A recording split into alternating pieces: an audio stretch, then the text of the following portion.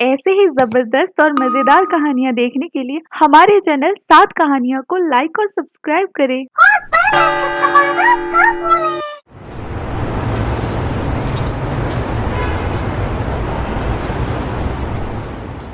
क्या?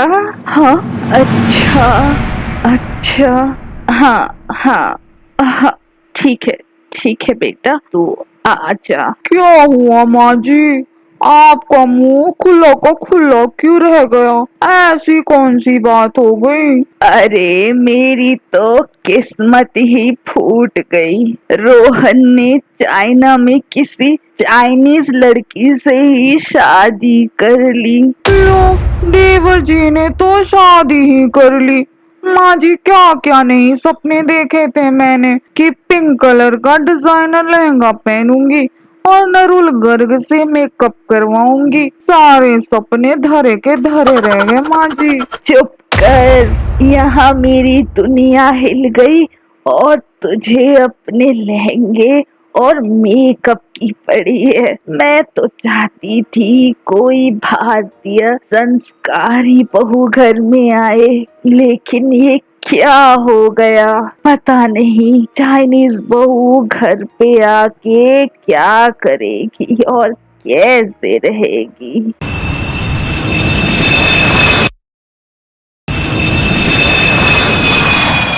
आखिरकार वो दिन आ ही जाता है। रोहन अपनी चाइनीज बीवी को लेके इंडिया पहुंच जाता है। लो, आ गई चाइनीज देवरानी। माँ, ये है आपकी बहू सेनहुआंग। अच्छा अच्छा, नी हाओ। अरे बेटा, ये क्या बोल रही है? नमस्ते मामी जी। हाँ हाँ हाँ, नमस्ते नमस्ते। माँ, सेनहुआंग को हिंदी आती है तो आपको कोई दिक्कत नहीं होगी बात करने में। हाँ मम्मी जी, आपको कोई दिक्कत नहीं होगी। ठीक है, अंदर आ जाओ।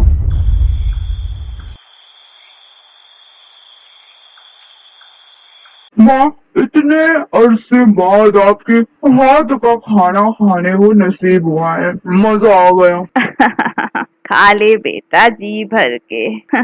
और बहू, तुम्हें कैसा लगा हमारा भारतीय खाना? मम्मी जी, खाना तो बहुत टेस्टी थी, लेकिन नॉन वेज ज्यादा पसंद करती। अरे क्या बोल रही है बहू, हम शुद्ध शाकाहारी है। ये सब मुंह से निकालना भी पाप लगता है। मेरा खाना तो हो गया।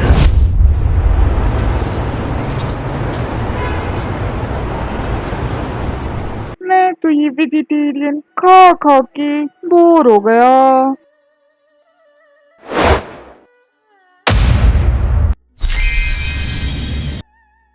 आया आया आया, अरे खाना आया।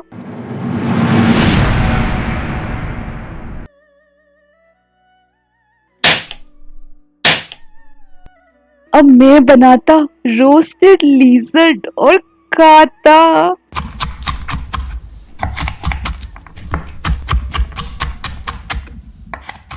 सैन हुआंग छिपकली पकड़ के गैस में भूनने लगती है।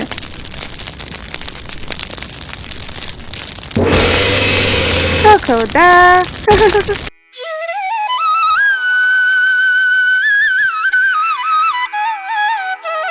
अरे ये कैसी बू आ रही है?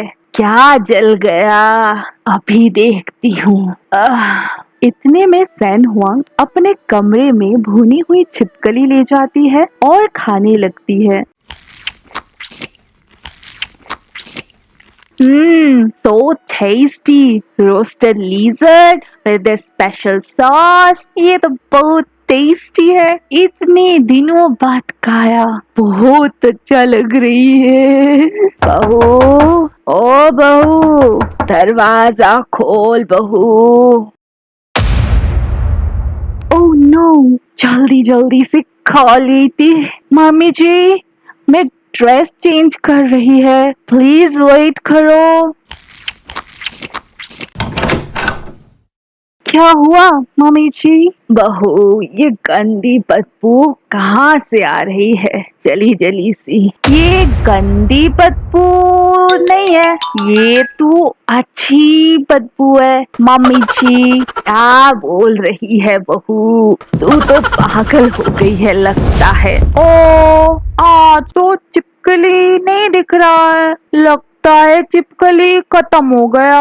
अब मैं क्या खाऊंगा टेस्ट के लिए?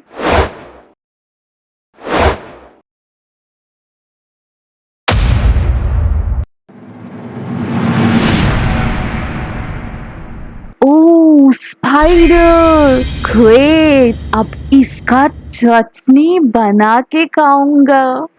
इस तरह से फेंग हुआंग छुप छुप के कभी छिपकली खाती, कभी मकड़ी तो कभी चूहे।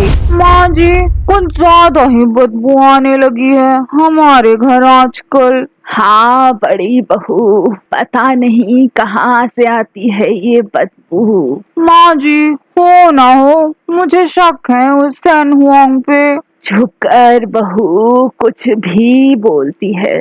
हाँ हाँ, कर लीजिए आप उस चाइना से आई बहू पे भरोसा। एक दिन आपको पता चलेगा माँ जी, तब बहुत देर हो चुकी होगी। यूं ही दिन बीतते गए और एक दिन सुमित्रा की तबीयत बहुत खराब हो जाती है। हमको मम्मी जी के लिए कुछ करना ही पड़ेगी, जल्दी ठीक होना पड़ेगी मम्मी जी को।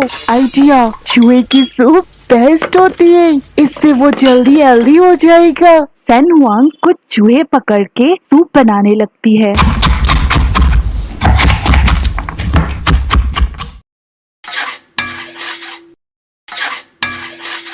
हर्ब्स डालने के बाद ये बेस्ट टेस्ट करती है। ये तो मैं मामी जी की भलाई के लिए कर रहा हूँ, उसको बुरा नहीं लगेगी। मम्मी जी खा लीजिए। ला बेटा ला, कितनी संस्कारी बहू मिली है हमें।